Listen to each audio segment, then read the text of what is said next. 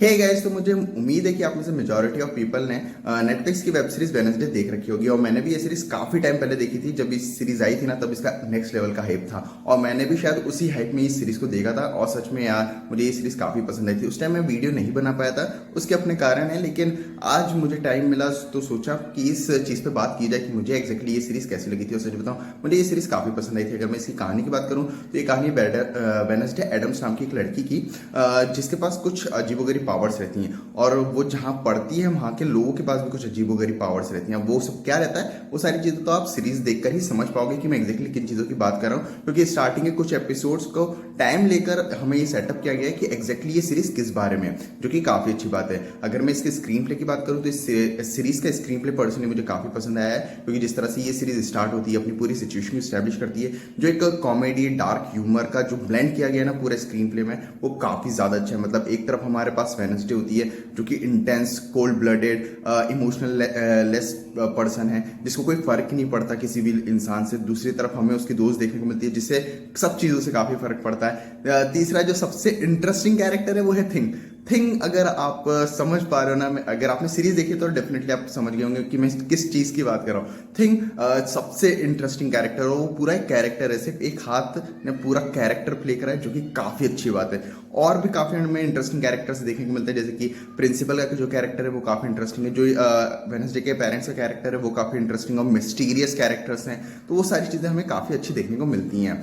अगर आप इस सीरीज को देखने स्टार्ट करोगे ना, तो पहला ही सीन इतना ज्यादा इंटेंस है। जिस तरह से थिंग जाके वेडनेसडे वो सारी मछलियों को जाके स्विमिंग पूल में डालती है, वो जो सीन है वो इतना ज्यादा इंटेंस है कि आप स्टार्टिंग से इस सीरीज में इन्वेस्ट हो जाओगे।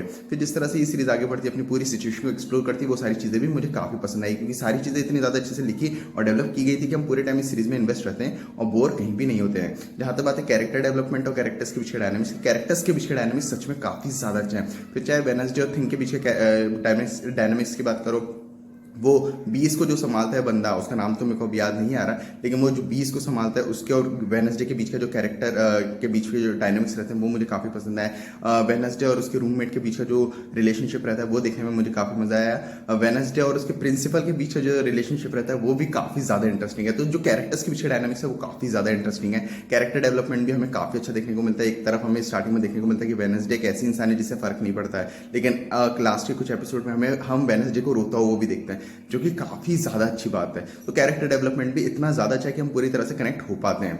जहां तक बात है ट्विस्ट एंड टर्न्स की, वो भी मुझे पसंद आए। ऑल्दो कुछ चीजें बिल्कुल मिस्टीरियस रखी गई हैं, जिनके जवाब हमें इस सीजन में तो डेफिनेटली नहीं मिलते हैं। इसी कारण से इस सीरीज को देखते वक्त आपको ऐसा लग सकता है कि ये क्या हो रहा है, लेकिन हाँ, जो ट्विस्ट एंड टर्न्स हैं वो इतने इंटरेस्टिंग तो हैं कि हम पूरे टाइम इस सीरीज में इन्वेस्ट रहते हैं। इन सब का ये बिल्कुल भी मतलब नहीं है कि इस सीरीज में कोई फ्लॉ नहीं है। इस सीरीज में डेफिनेटली कुछ फ्लॉज हैं, लेकिन उन सब पे बात करके मैं आपको इस सीरीज को देखने का मजा खराब नहीं करना चाहता। जहां तक बात है एक्टिंग की, जिन्होंने वेडनेसडे के कैरेक्टर को प्ले करा है, सच में उनका काम बहुत जबरदस्त है। सच में देखने में मजा आता है और बाकी सभी एक्टर्स का काम भी काफी ज्यादा अच्छा है। जहां तक बात है डायरेक्शन और एडिटिंग की, डायरेक्शन काफी ज्यादा अच्छा है। सच में मजा आता है। डायरेक्टर ने जिस तरह से पूरी दुनिया रची है, जिस तरह से आउटकास्टर्स को दिखाया है, वो सारी चीजें देखने में मजा आता है। जो एडिटिंग है वो भी मुझे काफी ज्यादा अच्छी लगी है। अगर मैं प्रोडक्शन क्वालिटी की बात करूं तो डेफिनेटली वो नेक्स्ट लेवल की है। तो ओवरऑल मुझे तो ये सीरीज काफी ज्यादा पसंद आई थी। और अगर आप लोगों ने ये सीरीज अभी तक नहीं देखी है तो डेफिनेटली आपको ये सीरीज देखनी चाहिए। मेरी तरफ से तो पूरी तरह से रिकमेंडेड है। और अगर आप लोगों ने ये सीरीज देखी है तो मुझे कमेंट्स में जरूर बताना कि आपने ये सीरीज कब देखी थी और आपका इसका एक्सपीरियंस कैसा रहा। बाकी मिलता है अगले वीडियो में, तब तक के लिए जय हिंद, जय भारत।